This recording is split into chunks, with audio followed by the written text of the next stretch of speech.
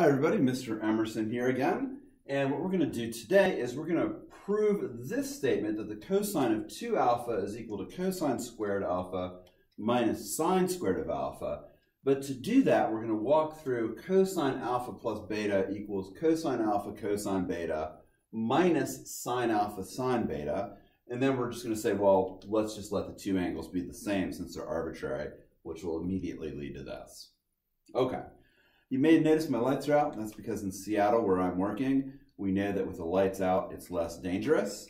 So corny jokes aside, I think it's time to jump in. What you see on the board is very familiar to you if you watched my last video where we proved the sine double angle formula with some slight adjustments. So we're trying to find the cosine of alpha plus beta.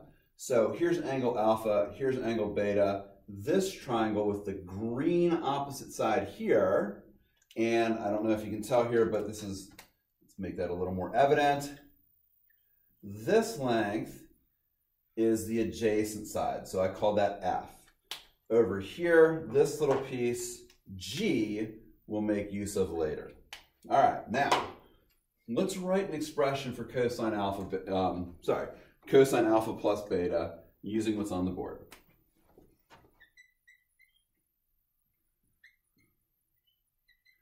So it looks to me like the cosine of alpha plus beta is F over D, adjacent over hypotenuse. But looking at the structure I've got here, cosine alpha times cosine beta minus sine alpha sine beta, looks to me like I probably need to introduce a subtraction sign in here somehow. So how can I do that? Well, that's where E comes into play. So it looks to me like I can express F as E minus G. E minus G.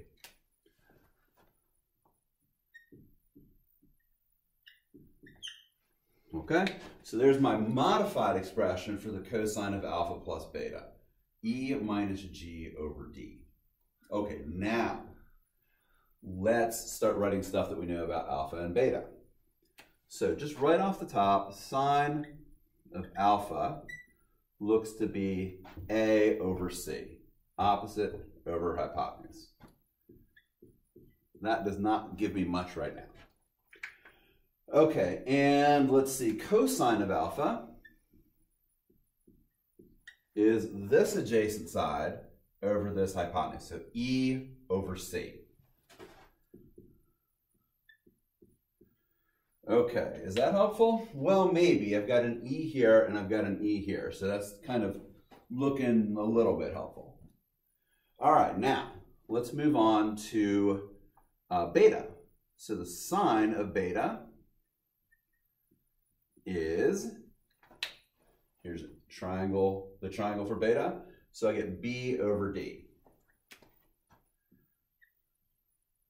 Okay, that has the right denominator, so maybe that's helpful. And then lastly, the cosine of beta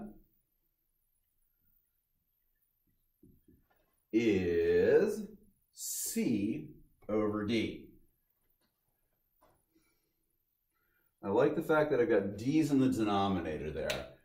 I like the fact that I got a C in the numerator. The question is, how am I going to get G involved? And if you watched my last video, maybe you're seeing the answer. I ran through a whole bunch of different angle congruencies in the last video where we determined that this is congruent to this, that's vertical angles, and that made this little dude up here, that's alpha. Okay, I'm not going to go through all that. Again, if you want, watch the last video and you'll see how I got that's alpha in a little more detail. That makes this angle, let's see if I can bring in another color here, this angle is 90 minus alpha.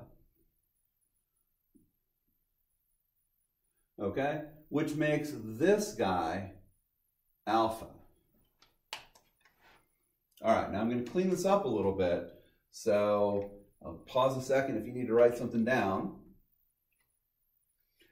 And now I'm going to clean up the diagram.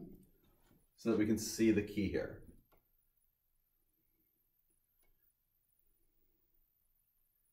Okay, hopefully we pause the video. This line here, I want you to notice that we formed a rectangle where this side is opposite of G, which means that these guys are congruent. This length is G. This is alpha. Do you see where this is going? Sine of alpha from this little triangle here is G over B.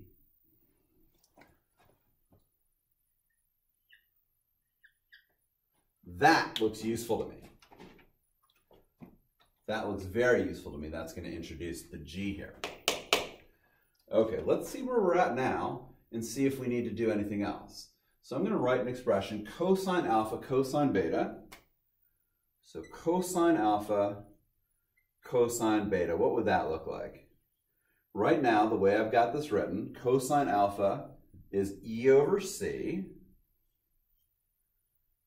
and cosine beta is C over D. Okay? That looks really good. I'll show you why in a minute if you don't see it. All right, now let's do sine alpha times sine beta. Sine alpha, we said, is G over B. Sine beta is B over D. And I think we're home. I think, ladies and gentlemen, we are home. The C's cancel out. The B's cancel out. We get E over D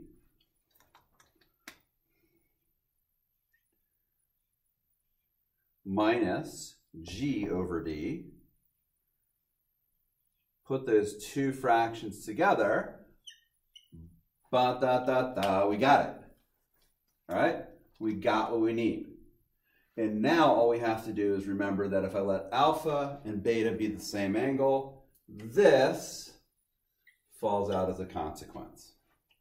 So we've just proven for you the double angle formula for cosine. My last video, we did the same thing for sine. Now it's a matter of using these things. And I am going to say this is probably just for nerds like me that actually care where these things come from. Most of you probably won't ever need to do this kind of thing again. But I think it's interesting. I think it's good to see that these things don't just drop out of midair. And I think it's also a good thought exercise. So see you in the next one, folks.